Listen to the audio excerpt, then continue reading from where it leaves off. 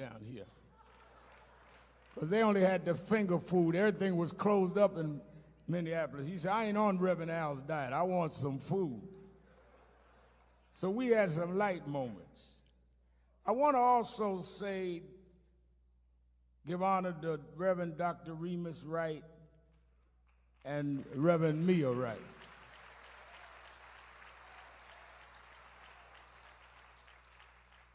For opening the doors of this church and putting their arms around Sabrina and her family at this hour. They know this is going to be controversial in some circles, yet they opened the doors anyway, not knowing what would happen, not knowing how people would behave. And as I spoke with him on the phone and he welcomed his family, I think we are giving them a lot of we should not take them for granted. And I think that they are deserving of a lot of honor. He's a man and she's a woman of courage. We have too many holy punks in the pulpit.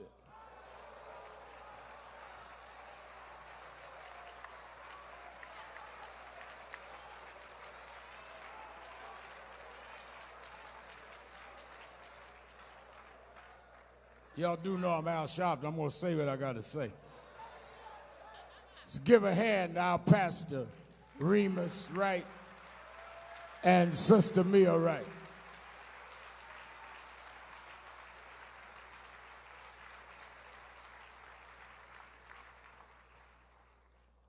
I also want to, and I'm going to get into my eulogy so we can stay on time, but I must recognize Attorney Ben Crump.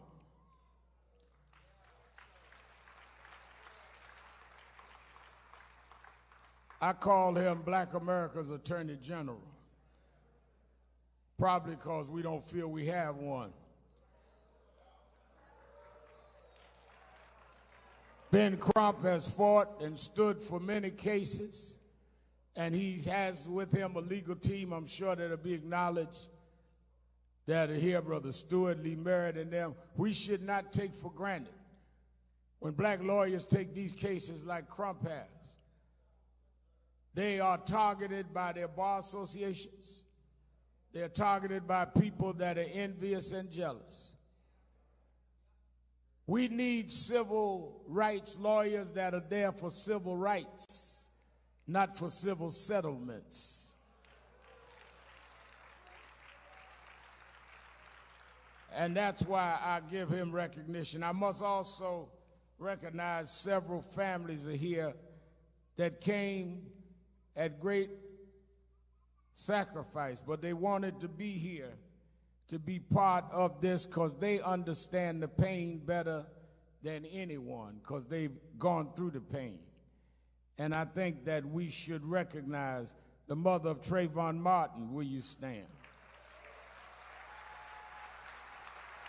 The mother of Eric Garner. Will you stand? The sister of Botham Jean, will you stand? The family of Pamela Turner right here in Houston, will you stand? The father of Michael Brown from Ferguson, Missouri, will you stand? The father of Ahmaud Arbery, will you stand?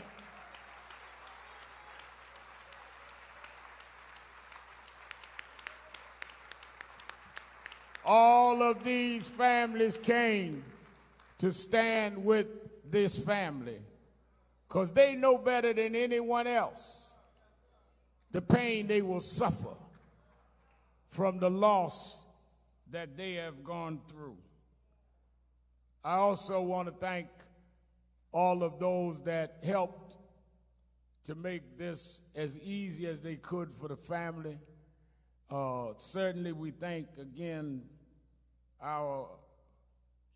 those in the financial and entertainment world that immediately jumped up and said to the family that they wanted to help and make sure that they didn't have to worry about expense. Tyler Perry and Robert Smith and champion Floyd Mayweather.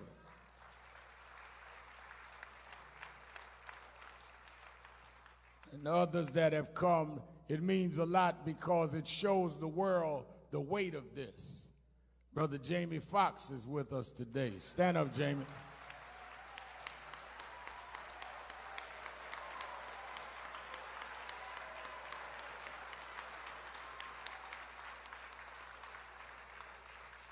Al B. Shore is in the house today.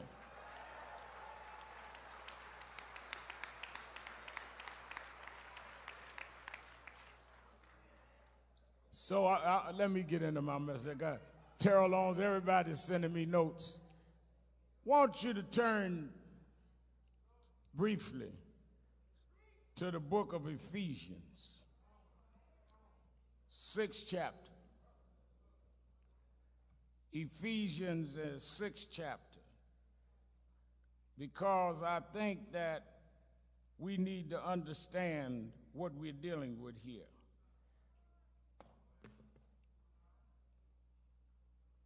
Ephesians 6 chapter, it tells the story of why I think we need to really look at the situation differently. Because it talks about, in Paul's letter to the Ephesians, okay, I'm catching up with myself. It says in his letter to the Ephesians, he says, finally be strong in the Lord and in his mighty power. Put on the full armor of God so that you can take your stand against the devil's schemes. For our struggle is not against flesh and blood, but against rulers and authorities, against the powers of the darkness, against spiritual forces of wickedness in high places. Therefore, put on the full armor of God, so when the day of evil comes, ye may be able to withstand your ground. May God add a blessing to the reading of his word. We are not fighting some disconnected incidents. We are fighting an institutional, systemic problem that has been allowed to permeate since we were brought to these shores. And we are fighting wickedness in high places.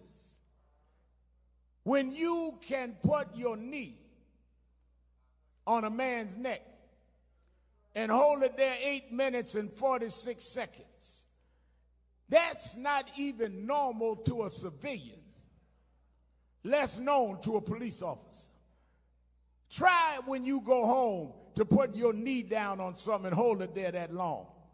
You got to be full of a lot of venom, full of something that really motivates you to press down your weight that long and not give out. And to think that you're certified by the state to carry a badge and a gun and you got all of that in you means that we have permitted people to become officers of the law that ought to be somewhere else in society. Imagine you pressing down on something 8 minutes that's telling you I can't breathe, that's begging for their life, and you keep pressing. What kind of mentality is that?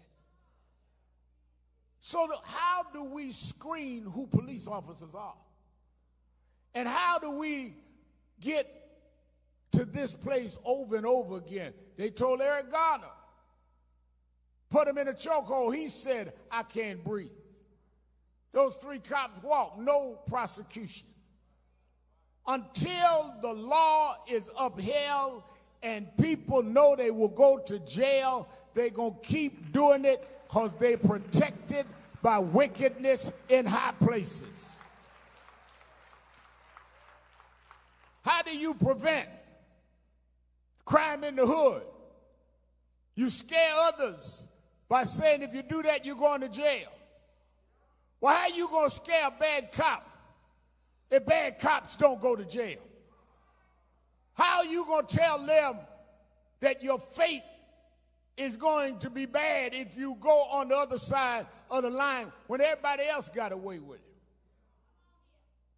Who taught these cops that they can do this to George? Was those that let the cops before this get away with this. And when they have the highest level of government that excuses it, when some kids wrongly start violence, that this family don't condone, and none of us do. The president talks about bringing in the military, but he not said one word about 8 minutes and 46 seconds of police murder of George Floyd. Oh, he said the family has my sympathy and all of this. He didn't give those on other situations a sympathy. He challenged China on human rights. Well, what about the human right of George Floyd? The signals that we're sending is that if you are in law enforcement, that the law doesn't apply to you. And I'm telling you that the law ought to especially apply to you, because you're giving special powers that others don't have. We don't have a badge representing the state. We don't have a gun we're carrying. We have not gone through training. We should expect more from you. And if you break the law, you ought to be expected to pay an even higher price, because you know better and you swore not to do that.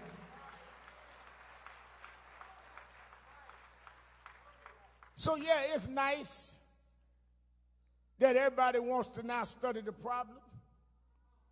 It's nice big corporations say we're going to throw money to study equal justice. But if we went out here and did that to a young white kid, you wouldn't need no study. You know what to do. And you know what to do now. Same Bible said, do justice. All this family wants is justice. Oh, it's nice to see some people change their mind. The head of the NFL said, yeah, maybe we was wrong. Football players, maybe they did have the right to peacefully protest. Well, don't apologize. Give Colin Kaepernick a job back.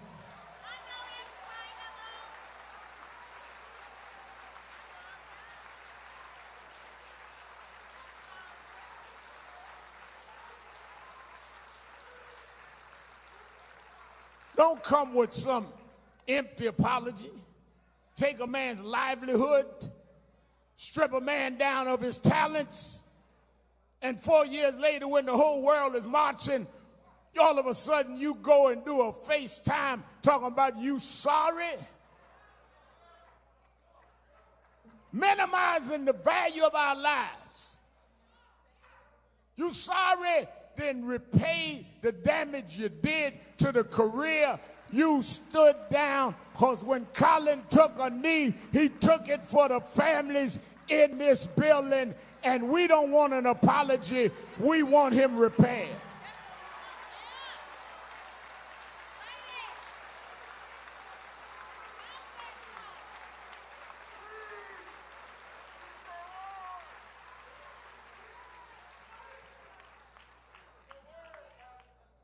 Equal justice, equal fairness. We're not anti-anybody. We are trying to stop people from being anti-us. We want the law to apply equally. And you don't need a whole lot of studying about that. Yes, we need new laws. Yes, the Congress has stepped up. The Congressional Black Caucus has come. Yes, we need to close these no-knock laws. Yes, we need to stop where policemen can just say based on what they fought, they can use lethal force. Yes, we need residency requirement. All of what they propose is what we need. But we have enough right now to prosecute policemen that hold somebody down 8 minutes and 46 seconds. Man said to me, I think a lot of people are confused. I was working out. I get them work out in the mornings. Man said to me, white fella in the place I was working out, said, Reverend Al, I see you on TV and you're always talking about race. I said, yeah. He said, but haven't we come a long way? I said, yeah, but you got to understand how far we have to go. And you got to understand how deep it is. He said, what do you mean? I said, about 8, 9 years ago, newspaper in New York did a background on my family. And they found out, Dr. Wright, that my great-grandfather was a slave in Ellenville, South Carolina. I went down there with the newspaper and other press, and we went to the graveyard. And my great-grandfather was owned by the family of Strom Thurmond, the segregationists. And I went to the white church, the First Baptist Church, and in the graveyard there was the tombstones. And the whole I'd say about a quarter of the cemetery, the tombstones Ben Crump was Thurmond's and Sharpton's. And I said, well, you mean all of these? They said, wait a minute, the plantation your great-grandfather was about a mile away. They buried the slaves there. They only put pebbles over their graves. So it occurred to me that every time I write my name, sir, that is not my name. That's the name of who owned my great-grandfather. That's how deep race is, that every time I write my name, I'm writing American history of what happened to my people. I can't talk about what my great-grandparents did. They were enslaved, and we're still being treated less than others. And until America comes to terms with what it has done and what it did, we will not be able to heal because you are not recognizing the womb.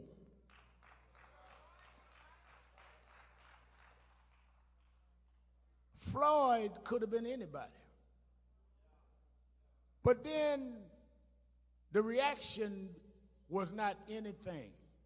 Because somewhere I read in the Bible that God said he would pour out his spirit among all flesh. And that's why when I heard them talking about, they never thought they'd see young whites marching like they marching now.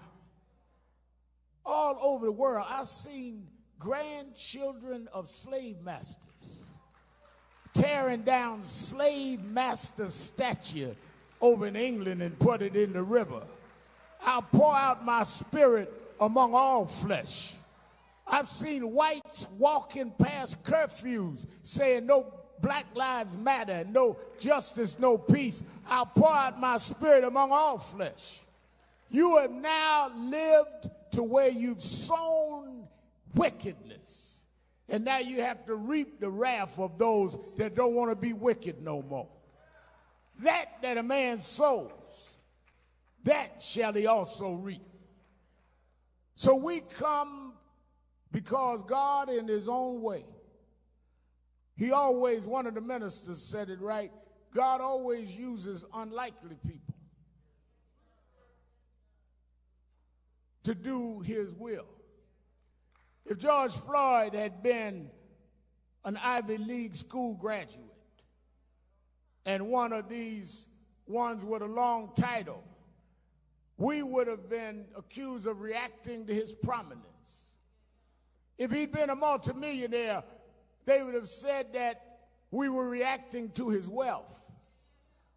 If he had been famous athlete, as he was on the trajectory to be, we would have said we were reacting to his fame. But God took an ordinary brother from the third wall, from the housing projects that nobody thought much about but those that knew him and loved him. He took the rejected stone, the stone that the builder rejected. They rejected him for jobs. They rejected him for positions. They rejected him to play certain teams. God took the rejected stone and made him the cornerstone of a movement that's going to change the whole wide world.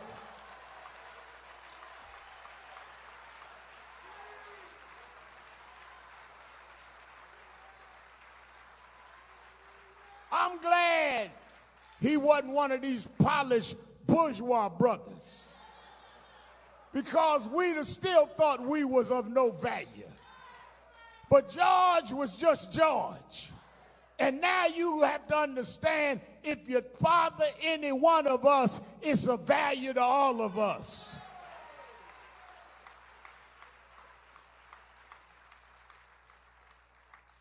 Oh, if you would have had any idea that all of us would react, you'd have took your knee off his neck.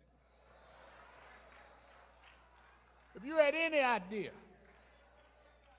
that everybody, from those in the third ward to those in Hollywood, would show up in Houston and Minneapolis and in Fayetteville, North Carolina, you'd have took your knee off his neck.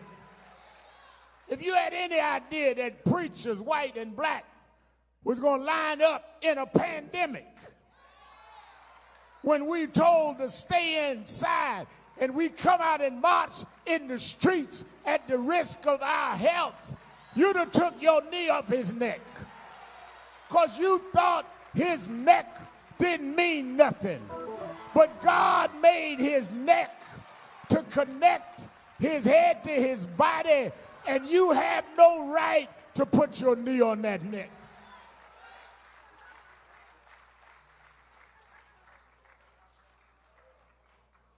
Genesis 2 said that God formed man. And Jamie, they say he breathed breath, the breath of life, to make him a live human being. Which means that breath comes from God. Breath is how God gives you life. Breath is not some coincidental kind of thing that happens. Breath is a divine decision that God made. Some babies are born stillborn. God decides to blow breath in them. Breath is sanctified. Breath is sacred. You don't have the right to take God's breath out of anybody. You can't put breath in their body. But you don't look at it that way because of your wickedness. Principalities, darkness. You're sitting now trying to figure out how you're going to stop the protest rather than how you're going to stop the brutality. You're calling your cabinet in trying to figure out how it's going to affect your vote rather than how it's going to affect our lives. You're scheming on how you can spin the story rather than you can achieve justice, wickedness in high places. You take rubber bullets and tear gas to clear out peaceful protesters, and then take a Bible and walk in front of a church and use a church as a prop. Wickedness in high places.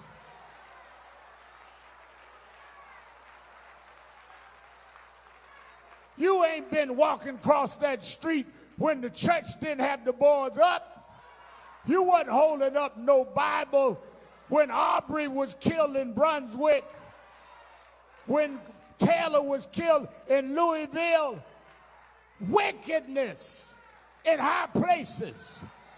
But God got some people that'll stand up.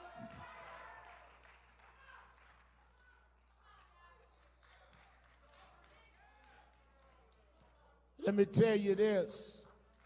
Jesus told the story that there was a man laying by the side of the road. He'd been robbed and beaten. They said one man came by that was the same race, his fellow brother, and he kept walking. Then another man came by that was steep and well read in the scriptures, knew every scripture, knew how to quote the book back and forward, but he only quoted the book. He never lived by the book. And he kept walking. But Jesus said a third man came by. And he stopped and looked at the man. He wasn't the same race, wasn't the same religion, but he picked the man up. And he took care of restoring the man to his rightful being. And Jesus called him the Good Samaritan. The problem is too many of you been walking by the Eric Gardners, been walking by the Trayvon Martins, been walking by the Aubreys, been walking by, and now we stopped for George Floyd. And I'm in Houston today because I don't want nobody to call me a passerby. Jamie here because he's not a passerby. All of you are here because we're not passerbys. And we're going to be back in Minneapolis when the trials start. Because you may pack the police union on one side, but the righteous is going to be on the other side of that courtroom.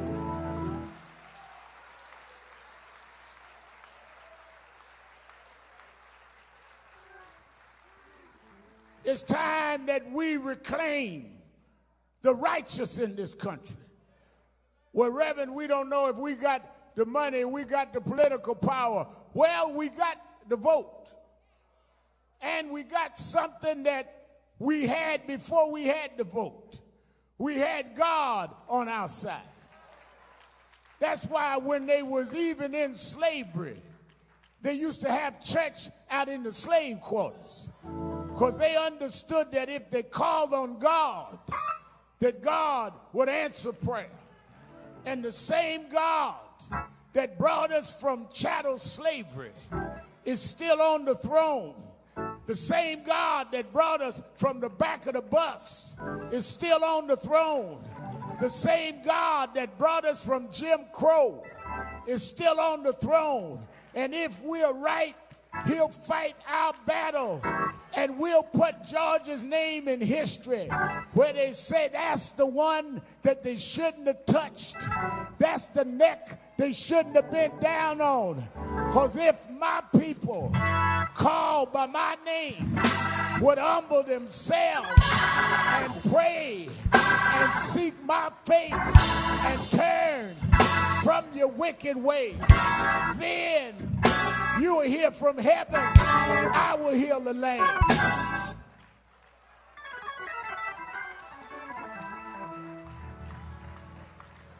I want to say, we have said we're going to keep marching. We're going to keep protesting. August 28th, we're going to Washington by the tens of thousands. We're going to have a national march on the anniversary of Ivor Dream. Floyd family and the other families going to lead it. But I want to say this before I leave to the Floyd family. Don't ever forget in your darkest hour that be not dismayed. Whatever betide, God will take care of you. I'm in Wright's church. I can preach a little bit. Beneath his wing of love abide. God will take care of you. I was like Floyd. I grew up with Daddy gone. Mama had to make it with welfare checks. I used to go and shop with the food stamps. A lot of folks say that, but the way I know, Phalonis, if you've been on food stamps, is I ask you what color was your food stamps. Because if you don't know the different colors, you just fronting. But I used to slip the little gray slip so my friends wouldn't know I was on food stamps. But Mama told me something I never forgot. She said, he may not be there when you want him, but he's always on time. The Lord will make a way out of no way. And I can tell you 40 years later, he walks with me. He talks with me. He tells me that I'm his own. He's been food when I was hungry. He's been watered when I was thirsty. He's my rock, my sword and shield, my wheel in the middle of the wheel. He's the lily of the valley, the bright and morning star. He woke me up this morning, started me on my way. Yes, yes, yes, yes.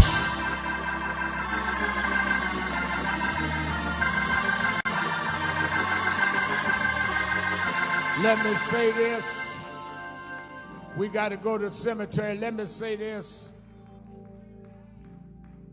I saw Michael Brown Sr. here, and I told him this story. 9/11 happened, Congressman Green, and we were all flustered in New York. They closed down the bridges, closed down the streets, closed the trains. I had to walk all the way to my headquarters of National Action Network. When we got there were people everywhere. Cell phones was down, and people came to our headquarters to see if we could tell them what was happening, whether we were out of danger. And for the first time since I was a little boy, I started preaching, as Bishop said, since I was a little boy. And I always had something to say, but the first time in my life, I couldn't find words to say. And Jimmy, I went in my office, Terry Anderson, I was trying to figure out what could I say. And I thought about this old preacher told me this story. He said, Al, I had to preach one Sunday, the early service, and I started reading this novel about 8 o'clock that night. And I got so into it that I couldn't put the novel down. I looked at the clock, it was 10 o'clock. I wanted to go to bed, but I couldn't put the novel down. It was so intriguing. I kept reading. It turned out, looked again, it was 11:30. I said, Lord, I got to get some rest. I got to get up too early. But I couldn't put it down. He said, I kept reading. Finally, it was after midnight. And he said that, Al, I got to tell the truth. I decided then I would cheat. And I turned to the end of the book to find out how the story was going in. I want you to know on 9/11, 2001, I want the family to know, like I told Michael Brown's family, that afternoon I cheated. I sat in my office and I took my Bible out. And I turned to the end of the book. And I know how this story is going to end. The first will be last. The last will be first. The lion and the lamb is going to lay down together, and God will take care of his children. We got some difficult days ahead, but I know how the story is going to end. There's going to be justice for George Floyd. There's going to be justice for Eric Garner. This story won't end like this. God will never leave us nor forsake us. I've been to the end of the book. Let's fight on. Let's stand together. Let us not leave this family now that this ceremony is over. This is the beginning of the fight. is not the end of the fight. George, I read on the front page of the New York Times this morning, you said you wanted to touch the world. Well, God had already made you for that. But you didn't touch it in a basketball court or football court. God had something else for you to do. Because all over the world, George, they're marching with your name. You've touched the world in South Africa. You touched the world in England. You've touched every one of the 50 states. Even in a pandemic, people are walking out in the streets, not even following social distancing, because you've touched the world. And as we lay you to rest today, the movement won't rest until we get justice, until we have one standard of justice.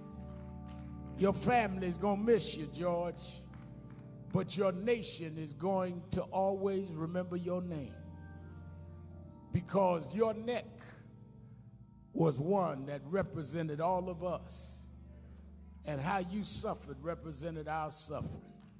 So we're going to lay you near your mama now. You called for mama. We're going to lay your body next to hers. But I know mama's already embraced you, George. You fought a good fight. You kept the faith. You finished your course. Go on and get your rest now. Go on and see mama now. We're going to fight on. We're going to fight on. We're going to fight on. We're going to fight on.